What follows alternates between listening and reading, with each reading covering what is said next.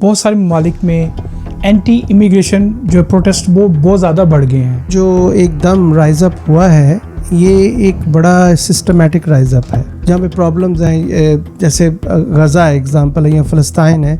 जो लोग इसको नहीं चाहते ना कि ये ज़्यादा पब्लिक में आए, तो उसके लिए वो फिर वो एक मैन्युफैक्चर करते हैं एक फेक इशू।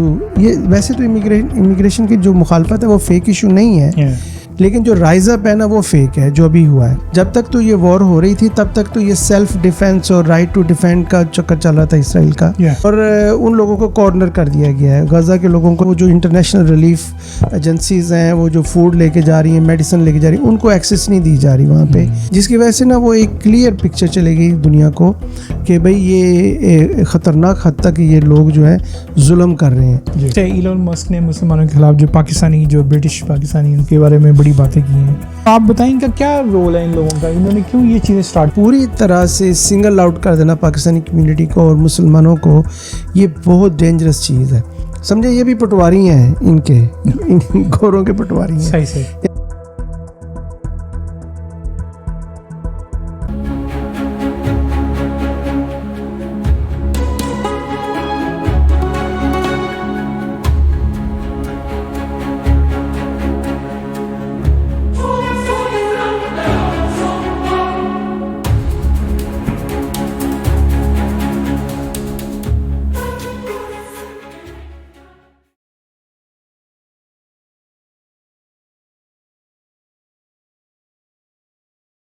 अस्सलाम वालेकुम, hello and welcome to AK show.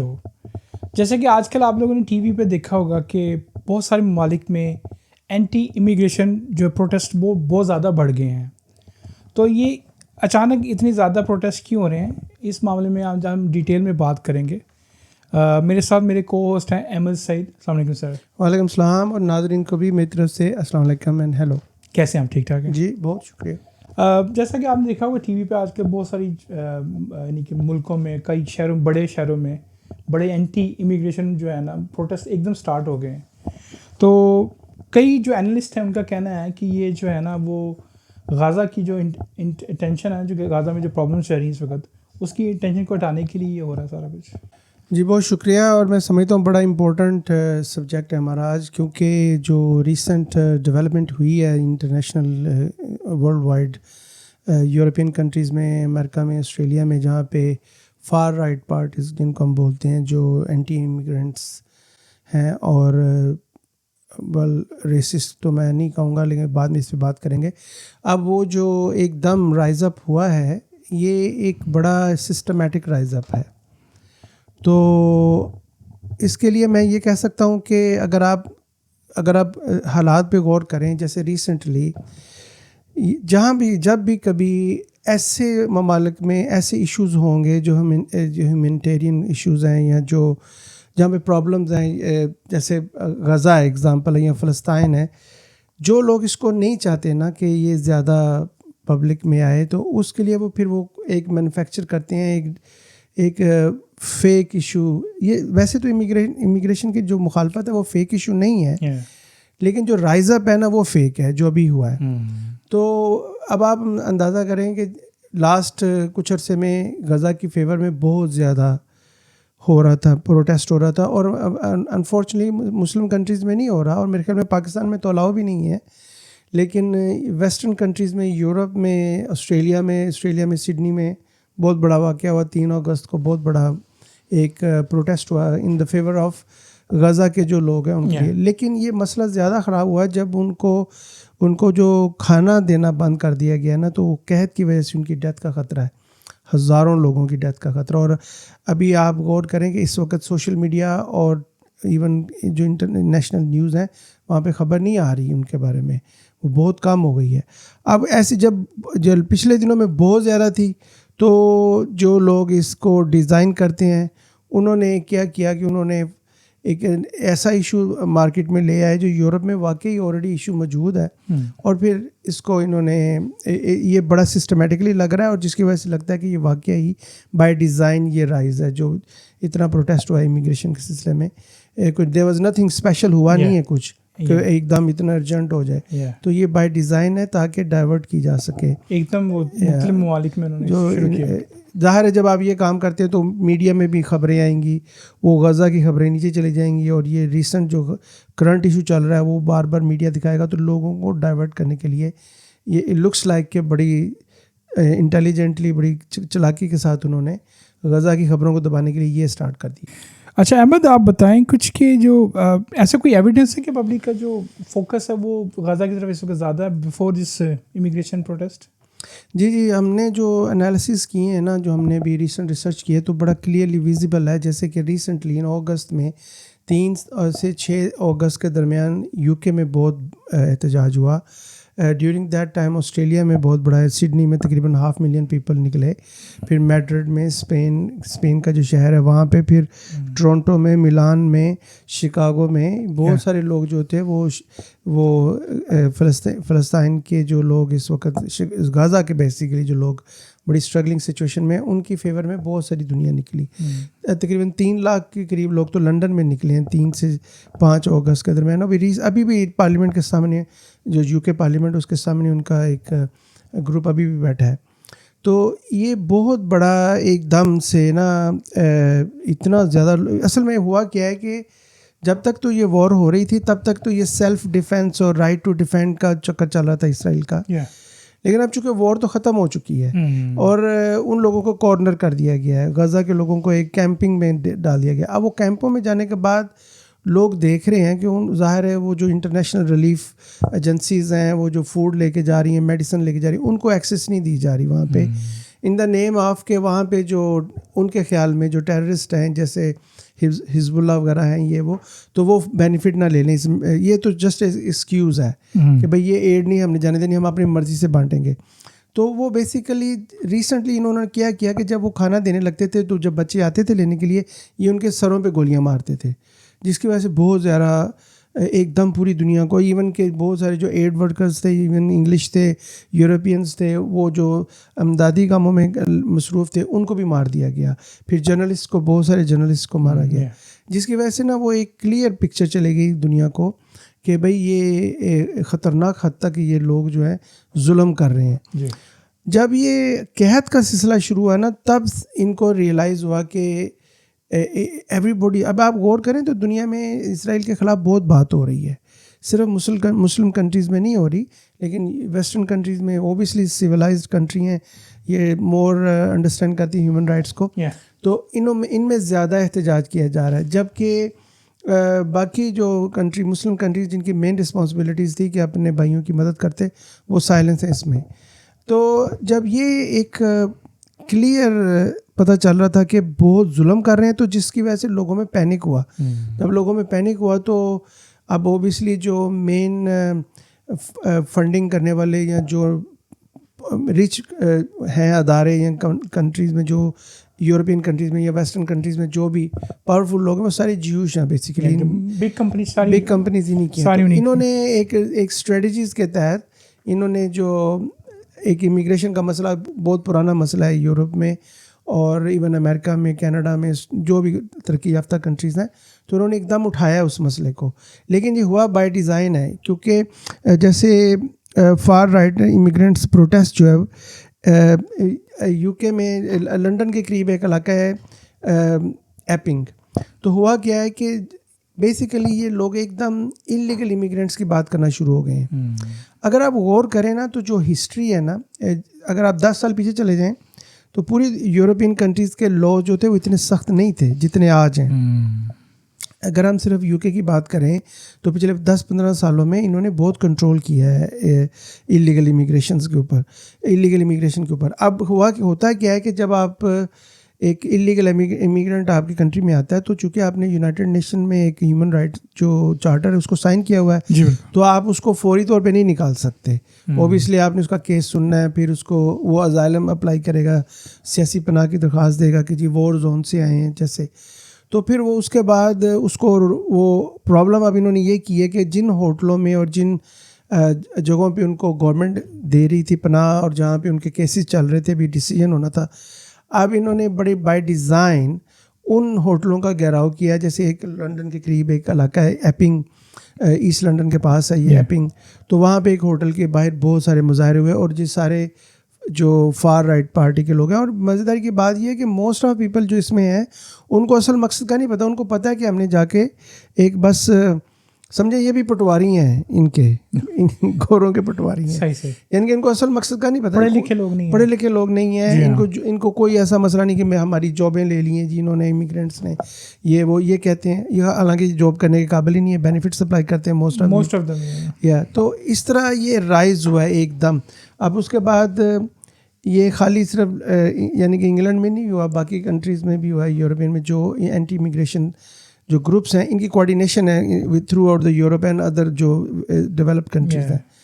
इस कोऑर्डिनेशन को एक बाय डिज़ाइन मेरे ख्याल में फ़ंड किया जा रहा है बाय द इजरायली लॉबीज़, ताकि वो ये जो ख़बरों में यही रहें और गज़ा का मसला जो है ना वो गाज़ा का जो मसला वो इतना आए ना ख़बरों के अंदर। और 13 सितंबर को बहुत बड़ा एहतजाज लंदन में होने जा रहा है, जो कि मेरे ख्याल में इंग्लैंड की हिस्ट्री का सबसे बड़ा एंटी इमिग्रेशन अच्छा जी जो फार राइट पार्टी है वो बहुत बड़ी नेटवर्क कैंपेन चल रही है। इंटरनेशनल लोग भी आ रहे हैं और लोकल यूके में ख्याल है कि 3 से 5 लाख तक लोग आएंगे। जो बिगेस्ट प्रोटेस्ट होगा anti immigration, anti illegal immigration और पॉसिबली उसमें मुसलमानों के भी, बेसिकली ये मुसलमानों के ख़िलाफ़ एहतजाज है।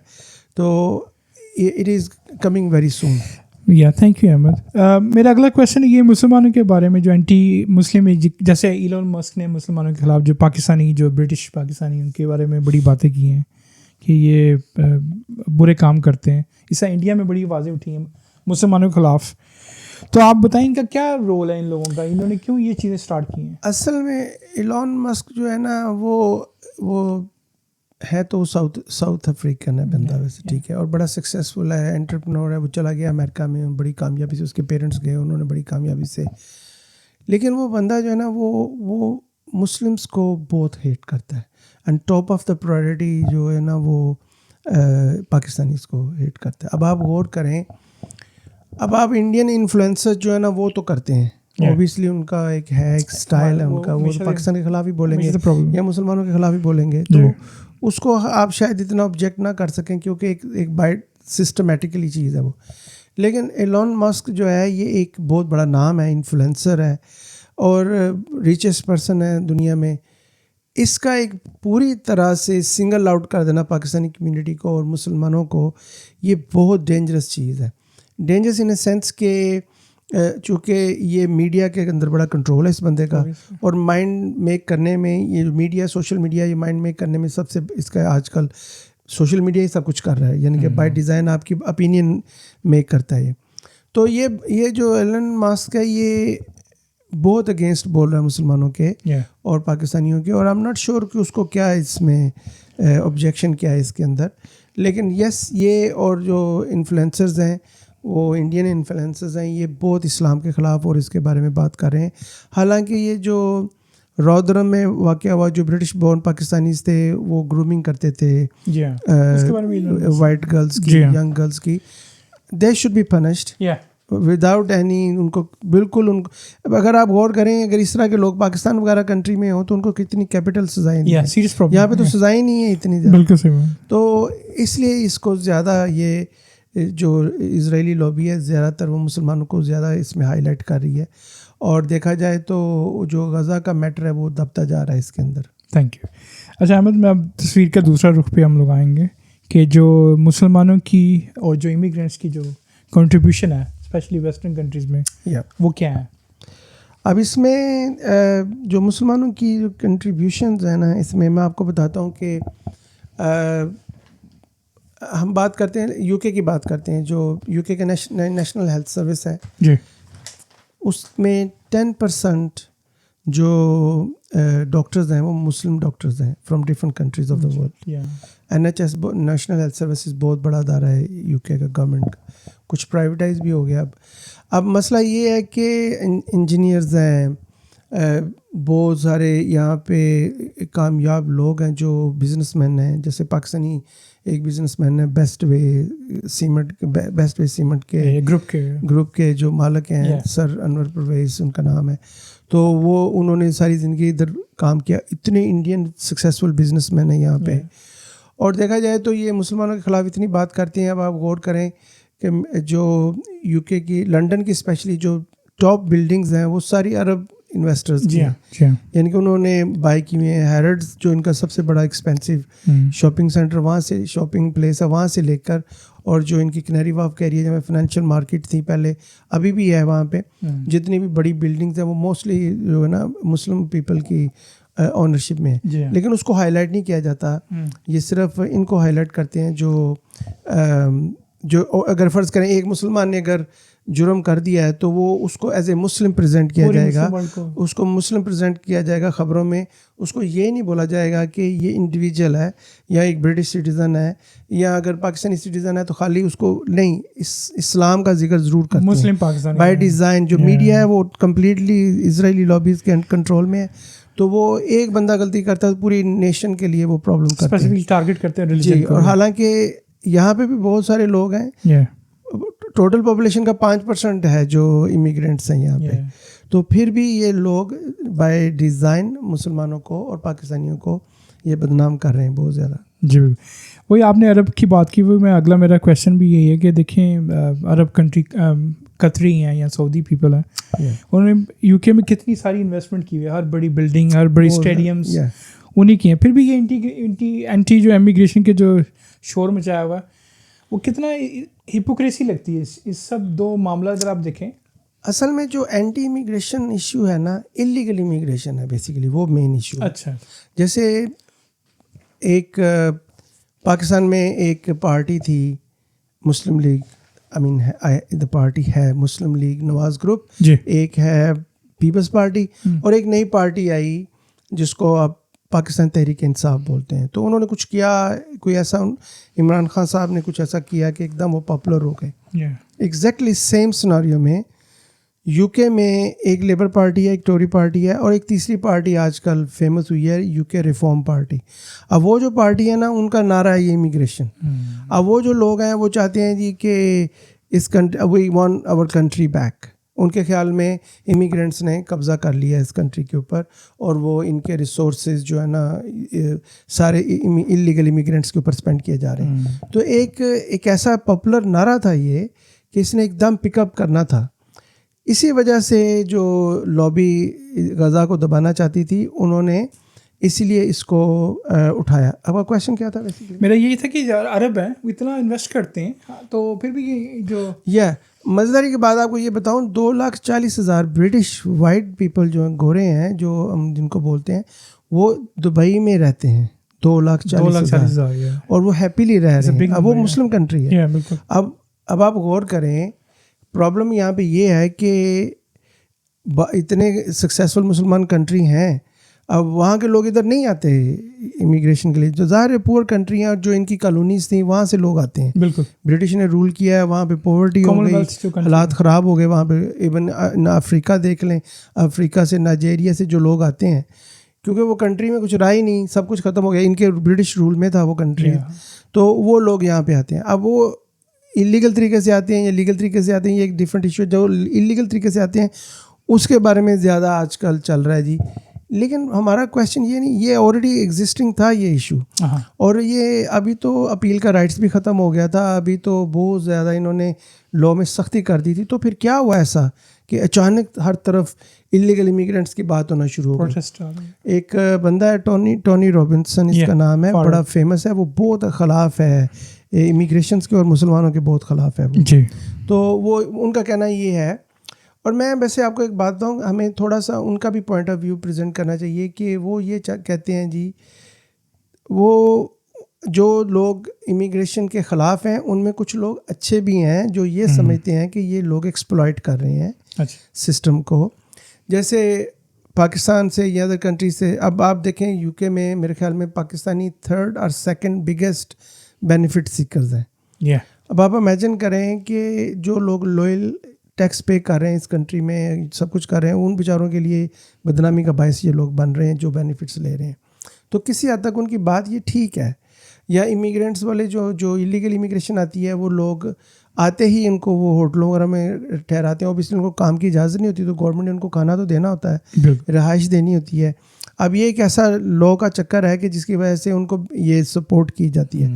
ज़्यादातर मुसलमान कंट्रीज़ में जब मैन और वीमेन आती है तो 6-7 बच्चे भी लेके आते हैं, तो सबको वो दिए जाती हैं, बेनिफिट्स दिए जाते हैं, जिसकी वजह से ये जो फार राइट पार्टी वाले ये समझते हैं कि ये जो हमारा हक था, जो टैक्स पेयर हम टैक्स भी पे करते हैं, हमें मिलना चाहिए था बेनिफिट। हम लोग हेल्थ सर्विसेज के लिए यानी कि वेट करते हैं, साल 2-2 साल डेट नहीं मिलती, या इस तरह, इसलिए ये ज़्यादा प्रोटेस्ट करें। ये इशू नहीं है, ये वाकई ही ये प्रॉब्लम है।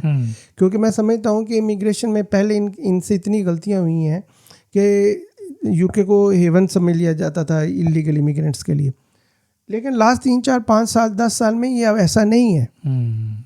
हालात बेहतर हुए हैं। उसके बावजूद ये एकदम से जो राइज आया ना एंटी इमिग्रेशन का, ये आया ही गज़ा को दबाने के लिए कि वो इशू जो है ना ख़बरों से निकल जाए और ये इशू आ जाए ख़बरों के अंदर। तो मैं समझता हूँ कि इन लोगों का पॉइंट ऑफ व्यू भी ठीक है, लेकिन क्या वजह है कि एकदम इनको करना पड़ गया? कोई वजह नहीं है। इनको बाय डिज़ाइन फंड किया जा रहा है। ये अब मैं आपको एग्जांपल देता हूँ, सिडनी में हुआ बहुत बड़ा मुजाहरा, और सिडनी में सेम टाइम अब एंटी इमिग्रेशन प्रोटेस्ट भी हुआ। तो वो अब क्या हुआ है, कोई लॉजिक नहीं बनती। अभी हॉलैंड में हुआ है, अभी फ्रांस में हुआ है, फ्रांस की जो पार्टी है फार राइट पार्टी उन्होंने किया है। इस तरह जर्मनी में हुआ है, ADF पार्टी है, उन्होंने किया है। तो वाई दे एकदम क्या हो गया? एकदम कुछ नहीं हुआ, सिर्फ इजरायली लॉबी जो है वो गज़ा को दबाना चाहती है ताकि ख़बरों में यही लोग रहें, और अभी रहेगा। जब भी कभी ऐसा होगा कि जब इन लोगों की मर्ज़ी के ख़िलाफ़ कुछ जा रहा होगा, तो ये first time throughout the western countries, civilised countries में इसराइल के ख़िलाफ़ सेंटिमेंट्स क्रिएट हुए थे। यानी कि लोग उनको ज़ाहिर है, उनको नज़र आ रहा है ना। अहमद, उन्होंने भी तो हद ही कर दी ना इसराइल इस बार, तो उन्होंने एंड कर दिया, नहीं कि जितना वो जुल्म कर रहे हैं। और मैं ये समझता हूँ, शायद मैंने पहले भी बात की है कि ये हिजबुल्लाह का नाम लेते हैं कि जी हम राइट टू डिफेंस है हमारा, कि हम डिफेंड करें अपने आप को।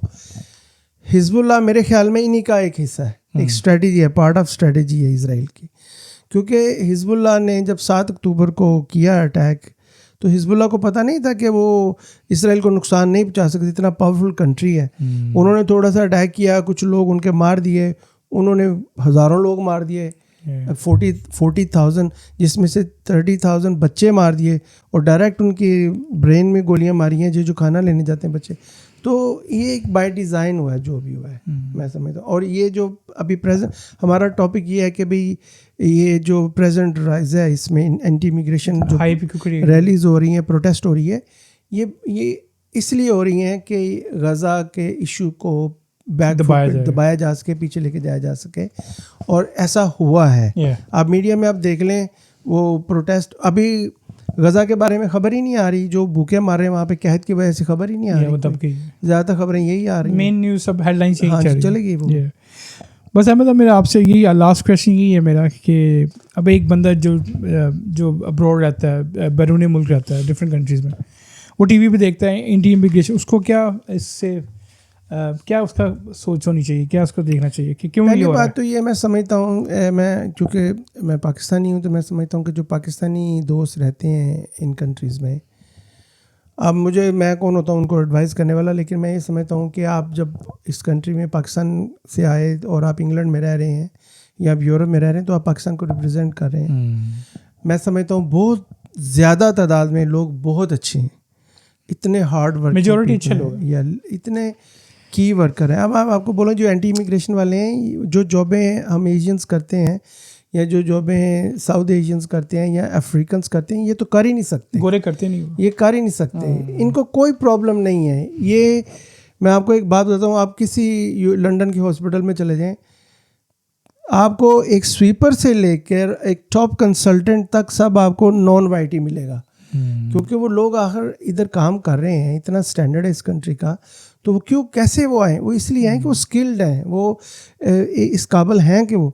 मेरा पैगाम सिर्फ यही होगा कि अगर आप इस कंट्री में आए हैं, अगर आप आ रहे हैं, तो आप अपने आप को इस काबिल करें कि आप वर्थ हो, आप इस कंट्री के लिए, इस कौम के लिए। बोलने दें जो वो बोलते हैं, करने। आपका काम ये है कि आप एक ऑनेस्टी के साथ, अगर आप इस कंट्री में आए हैं, आपके बच्चे हैं यहाँ पे, तो इसको अपना मुल्क समझ के अपने टैक्सेस पे करें, अपने हार्ड वर्क करें, ईमानदारी से ब्रिटेन की खिदमत करें, क्योंकि आपके बच्चों को बेनिफिट हो रहा है, रूल्स को फॉलो करें, खुलूस के साथ चलें इस कंट्री के साथ जी। बाकी जो लोग, अगर आप अच्छे किरदार करते रहेंगे तो ऑटोमेटिकली ये जो तहरीक है ये ख़त्म हो जाएगी, ये ख़त्म नहीं होगी तो कम हो जाएगी। पहले भी ब्रिटिश नेशनल पार्टी थी, BNP थे और निक ग्रिफिन थे उनके जो लीडर थे, तो वो एक बड़ा चला था, यानी कि मसला तो ख़त्म हो गए वो। अब आप ब्रिटेन की एक क्वालिटी देखें कि अगर आप अच्छा काम करते हैं तो आपको रिगार्डलेस आपके रिलीजन के आपको प्रमोट किया जाता है। इस कंट्री का प्राइम मिनिस्टर इंडियन, इस कंट्री का स्कॉटलैंड का प्राइम मिनिस्टर पाकिस्तानी, लंदन का मेयर 3 टाइम मेयर पाकिस्तानी। अब रिसेंटली इन्होंने होम सेक्रेटरी बना दिया पाकिस्तानी खातून को, बड़ी पढ़ी लिखी मिस शबाना महमूद उनका नाम है, बैरिस्टर हैं, बड़ी सक्सेसफुल लेबर पार्टी की वो बड़ी MP हैं, बड़ी पावरफुल खातून है। अब उनको UK की जो की पोस्ट है ना, होम सेक्रेटरी, वज़ीर दाखिला बना दिया है। तो ये लोग इस काबिल हैं तो इनको इस तरह के ओहदे दिए जाते हैं। तो पीपल, जब हम इमिग्रेंट्स जब आते हैं यहाँ पे तो उनको they need to be proud of that कि उनके बच्चे यहाँ पे। अब आप देखें जो लंदन के मेयर हैं, पर्सनली मैं उनके कामों से नहीं एग्री करता, लेकिन आप उनकी गौर करें कि उनके वालिद साहब जो थे वो बस ड्राइवर थे। जी हाँ। और लंदन का मेयर होना कोई मजाक है? इतनी बड़ी बात है ये। तो उन्होंने कुछ काबिल थे वो इस स्टेज तक आए ना, वरना कोई और आ जाता। बिल्कुल सही बात। इस कंट्री की अप्रिसिएशन ये है कि ये आपको अप्रिशिएट करता है, आपके काम को, आपके स्किल्स को अप्रिशिएट करता है, मेरिट पे आपको। और हमारा काम है कि जो लोग हमारे बच्चे हैं, जो हम लोग यहाँ पे रह रहे हैं, हमको चाहिए कि मेरिट पे हम इस कंट्री की खिदमत करें और ट्राई करें कि जो भी हम इसको अपना मुल्क समझें। आप पाकिस्तान में नहीं हैं, आप इंडिया में नहीं हैं, या आप अपने बांग्लादेश में नहीं हैं, आप श्रीलंका में नहीं हैं, आप इस कंट्री में। तो इस कंट्री की खिदमत करना आपका उसी तरह फर्ज है जैसे आप पाकिस्तान के बारे में सोचते हैं, इंडिया के बारे में सोचते हैं। तो we need to present our self in a positive way. बिल्कुल। तो फिर इंशाल्लाह ये तहरीक दम तोड़ जाएगी। अभी भी ये तहरीक सिर्फ गज़ा को दबाने के लिए है। गज़ा का मसला ख़त्म हो जाएगा, ये तहरीक ऑटोमेटिकली ठंडी हो जाएगी, क्योंकि ऑलरेडी इलीगल इमिग्रेंट्स के बारे में बड़ी सख्ती से पेश किया और गवर्नमेंट लॉ मेकिंग कर रही है। तो ये लंबा चलने वाला नहीं है ये इमिग्रेशन का मसला। लेकिन अभी का जो है क्लियरली एविडेंट है कि ये गज़ा की तहरीक को डाइवर्ट करने के लिए, लोगों के माइंडसेट को ख़बरों से उसको हटाने के लिए ये तहरीक चलाई जा रही है। और दैट्स आवर मेन टॉपिक था आज का। यानी जी हाँ, thank you so much Aamir, बहुत शुक्रिया। मैं इजाज़त चाहूँगा। Thank you so much for watching and मैं इजाज़त चाहूँगा आपसे। अल्लाह हाफिज़। मेरी तरफ से भी आपको खुदा हाफिज़ and bye now for everyone.